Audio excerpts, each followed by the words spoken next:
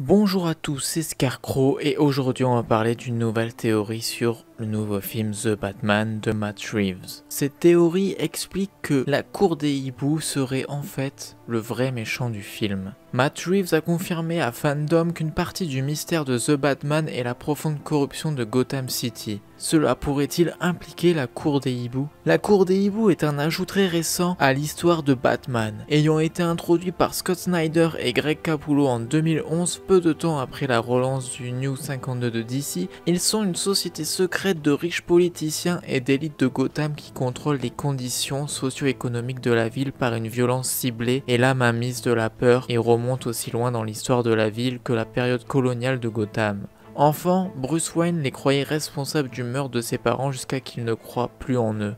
Mais pendant sa croissance en tant que Batman, la cour revient sur son radar après avoir envoyé l'un de leurs assassins pour assassiner Bruce Wayne. Après que Bruce ait échappé de peu au complot sur sa vie par Talon, la cour décide d'utiliser toutes les ressources à leur disposition pour effacer une fois pour toutes l'influence de Batman sur Gotham. Ceci est propulsé par le désir de redevenir la légende au pouvoir de Gotham City.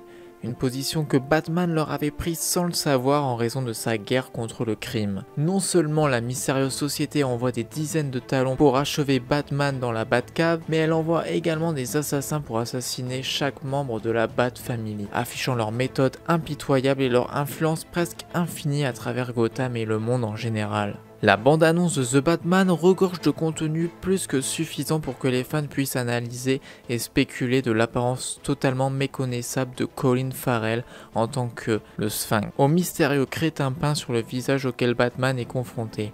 Cependant, l'objectif central du teaser est que le Sphinx de Paul Dano est la mystérieuse conspiration qu'il propose à Batman de résoudre. Une de ces miettes de pain qu'il laisse à notre héros est une carte de vœux avec une énigme à l'intérieur, avec la réponse brouillée dans une série de symboles. Depuis la sortie de la bande-annonce, l'énigme elle-même a depuis été résolue, mais la nature de la carte est devenue un point de contrôle, car l'image sur la couverture avant n'est autre qu'un hibou.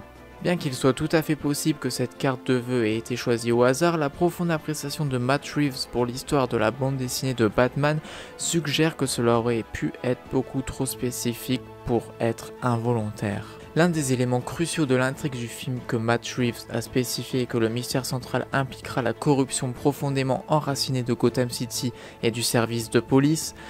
Avant la sortie de la bande-annonce, la plupart des gens supposaient simplement que cette corruption serait liée au crime organisé, étant donné que John l'existence de la cour, car il sait que Batman s'est positionné comme une figure de la justice au sein de Gotham City.